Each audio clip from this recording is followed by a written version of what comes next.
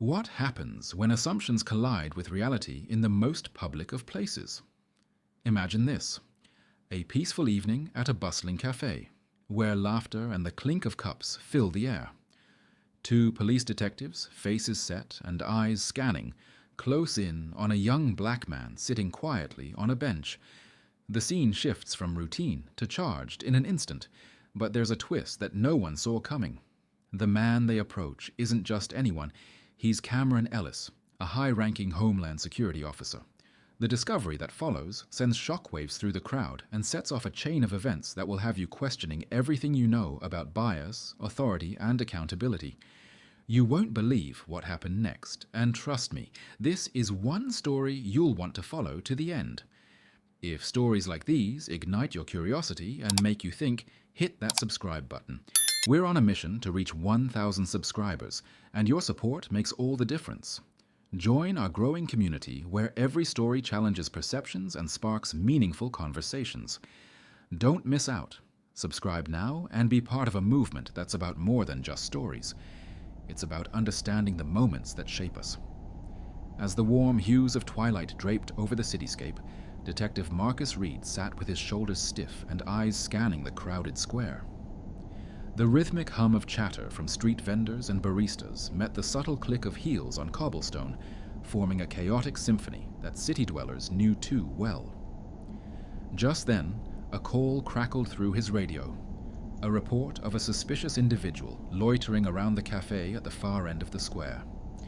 Glancing at his partner, Alan Shaw, whose sharp eyes were already narrowing in anticipation, Marcus felt the pulse of tension stir beneath the veneer of their professionalism. What they didn't know was that the young man they were watching, Cameron Ellis, was more than just a casual passerby. He was a high-ranking Homeland Security officer.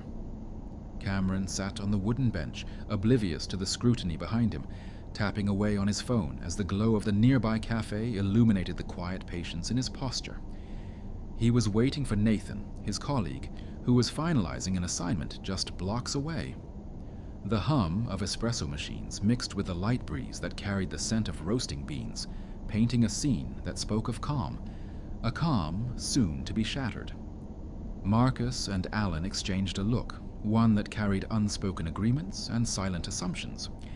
Neither man spoke of the discomfort gnawing at the edge of their thoughts, but it was there, as real as the badge weighing heavily on their chests. "Let's move," Alan muttered, breaking the brief silence, and they approached with a practiced but imposing stride. Cameron's posture straightened as the officers neared, but his expression stayed neutral, almost indifferent. A hint of wariness flashed across his eyes, the kind you pick up from years of navigating a world that always expects something. For Marcus, this was just another night, another call to answer. Yet a part of him, the part that still remembered his training officer's lectures on hasty judgments, felt an uneasy shift. The scene, bathed in the amber glow of early evening, wasn't just any scene. It was the kind of moment where narratives could change in an instant, where assumptions could break or build what came next. "Sir, stand up and put your hands where we can see them," Alan's voice rang out, slicing through the cafe's warm ambience like a sharp edge.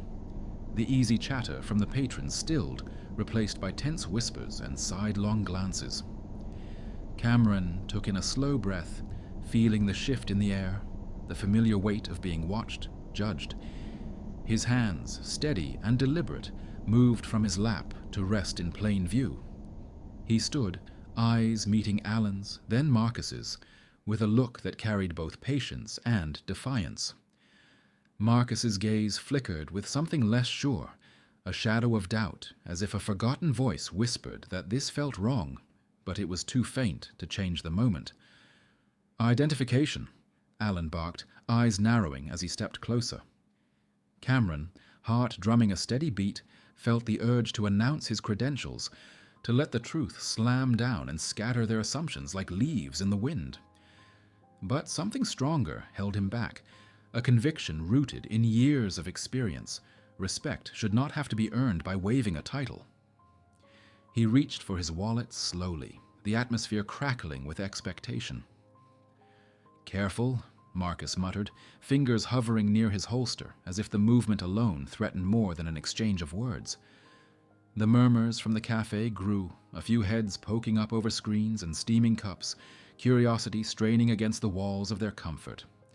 The silence grew heavy as Cameron handed over his ID, the casual click of plastic on leather echoing louder than the nearby traffic. "This your way of protecting the city, huh?" he asked, tone even but laced with a sharp edge, eyes steady on Alan's. Alan, taken aback by the restrained defiance, shifted his weight, surprise flickering in the hardness of his jaw. Marcus blinked, as if waking from a haze, an unwelcome awareness dawning in the corner of his expression. The seconds stretched, tangled in suspicion and unspoken truths, until the click of approaching footsteps hinted at change, an intervention waiting to take its place in the mounting storm. Before the tension could snap like a taut wire, a deep voice cut through the scene, drawing every gaze like a magnet. "What's going on here?" The cafe's quiet buzz hushed further as Nathan Carter strode into view, his presence commanding but steady, eyes locked on the detectives with a mixture of anger and calculation. The subtle gleam of his badge, partially obscured by the fold of his jacket, seemed to radiate a silent authority. Marcus's brows knitted as confusion settled in. Alan's stance wavered, a brief flicker of surprise crossing his face before indignation took its place. The shift was palpable, as if the arrival of a new player had rewritten the unwritten rules of engagement.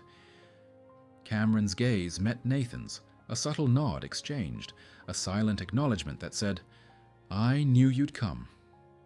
The square, already taut with anticipation, seemed to shrink around them. Nathan stepped forward, voice low and deliberate, as though weighing each word on a scale. "This man," he said, motioning towards Cameron, "is Homeland Security. Same as me." His words, like a stone dropped in still water, sent ripples through the moment. Marcus's eyes widened, the lines around them softening as recognition settled in, bringing with it a wash of regret that he couldn't quite mask. Alan, however, clenched his jaw, shifting his feet as if searching for a foothold in this sudden avalanche of realization. "Homeland Security?" someone from the cafe muttered, the crowd's nervous energy starting to dissipate into something more reflective, curious. Alan's eyes darted to Marcus, as if silently willing him to take control, to salvage the remnants of their authority. But Marcus's shoulders sagged slightly, the weight of his earlier choice pressing down on him with the clarity of hindsight. "We didn't know," Marcus finally said, his voice low and tinged with shame. Cameron's steady stare softened, not with forgiveness, but with the weariness of a man who'd seen too many moments like this play out.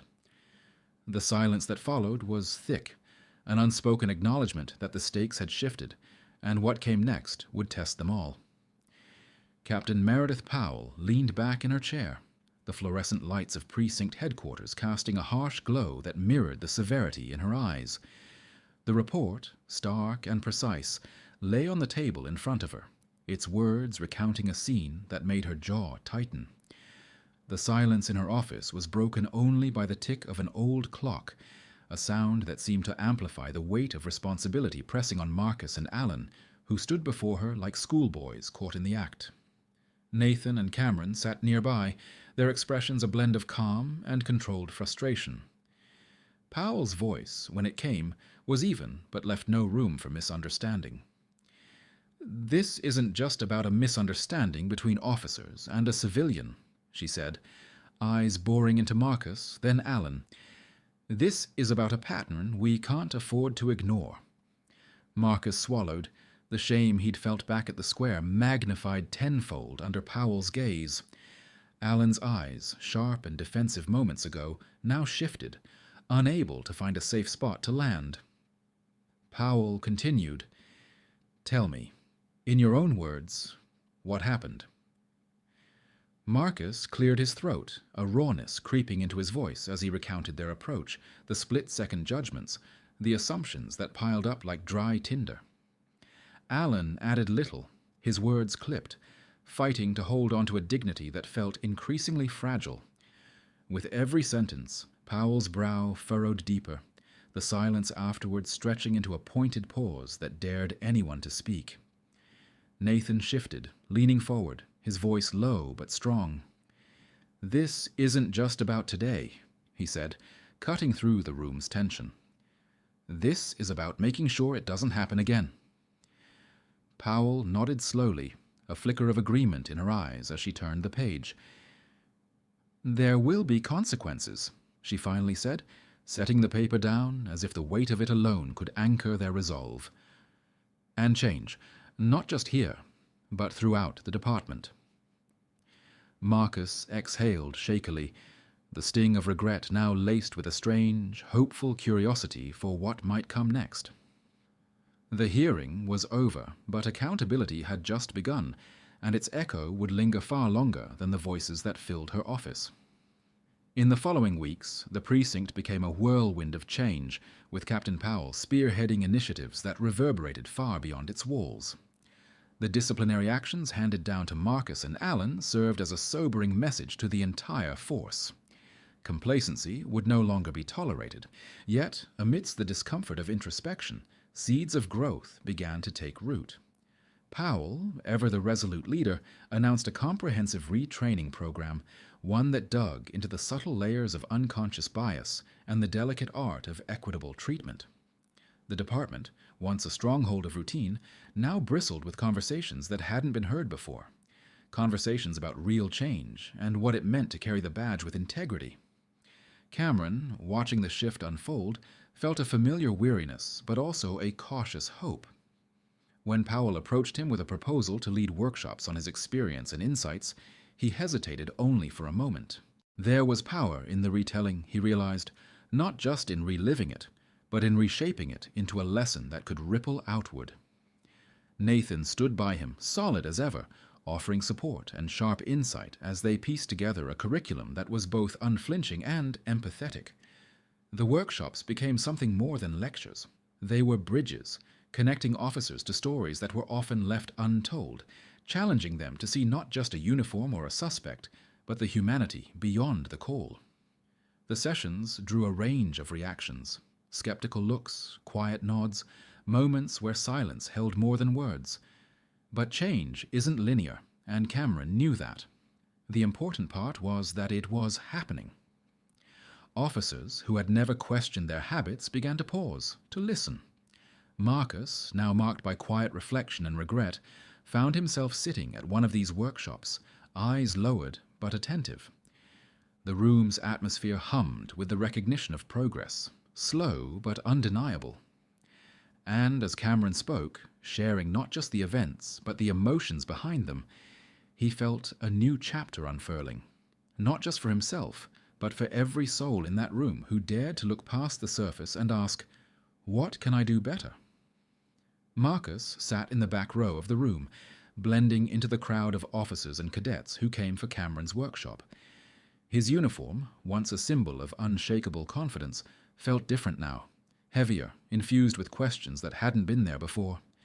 Cameron's voice, calm yet commanding, filled the space with stories that reached past protocol and policy, straight into the heart of human experience. Marcus listened, each word resonating with the silent echo of his own regrets. This wasn't a performance or a lecture. It was an invitation to look inward, to confront the pieces of themselves they'd tucked away behind badges and assumptions. The realization that respect was a two-way street, as necessary as breath itself, settled in the air. For Alan, who'd once thrived on the unyielding adherence to rules and authority, the reckoning came like a storm breaking over still waters. He had avoided these workshops initially, telling himself they were for others, not for someone like him.